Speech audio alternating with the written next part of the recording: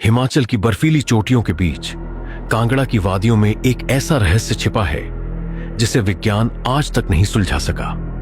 यहां जमीन के सीने से आग की लपटें निकलती हैं, जो न कभी बुझी हैं न कभी थमी हैं। लोग इसे अखंड ज्योति कहते हैं, लेकिन हजारों साल पहले एक शहंशाह के लिए यह सिर्फ एक चुनौती थी। यह है मां ज्वाला देवी, 51 शक्तिपीठों में से वो स्थान जहां माता सती की जिह्वा गिरी थी। कहते हैं जिस पल उनकी जिह्वा धरती को छुई, जमीन फट गई और भीतर से साक्षात अग्नि के रूप में देवी प्रकट हुई। यहां ना कोई पत्थर की मूरत है, न कोई आकार, बस धकती हुई ज्वाला है जिसमें स्वयं शक्ति विराजमान है। लेकिन दिल्ली के तख्त पर बैठे बादशाह अकबर को यह चमत्कार एक ढोंग लगा। उसने कहा, यह कैसी देवी? यह तो महज जमीन से निकलती एक मामूली आग है। उसने सनातनी आस्था को कुचलने का फैसला किया। उसने अपने सबसे क्रूर सैनिकों को आदेश दिया, जाओ और उस आग को हमेशा के लिए दफन कर दो। रात का सन्नाटा था।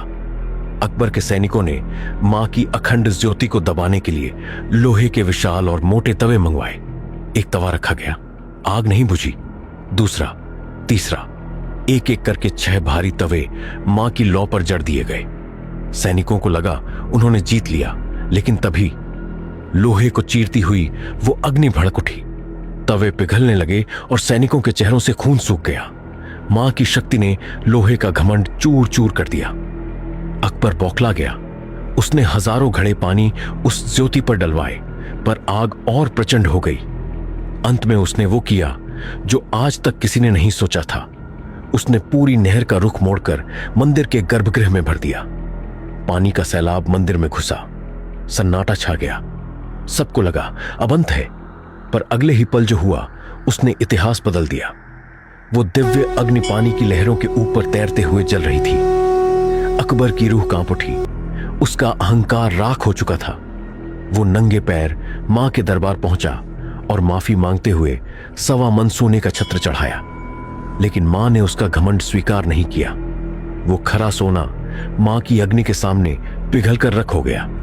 मां की वो ज्वाला आज भी वैसे ही जल रही है, बिना किसी ईंधन के, बिना किसी सहारे के। यह आग नहीं, उन लोगों के लिए चेतावनी है जो शक्ति को चुनौती देते हैं, और आस्था रखने वालों के लिए एक जीवित चमत्कार। अगर आपकी भी मां ज्वाला में अटूट श्रद्धा है तो कमेंट में जय मां ज्वाला देवी जरूर लिखें और इस चमत्कार को शेयर करें।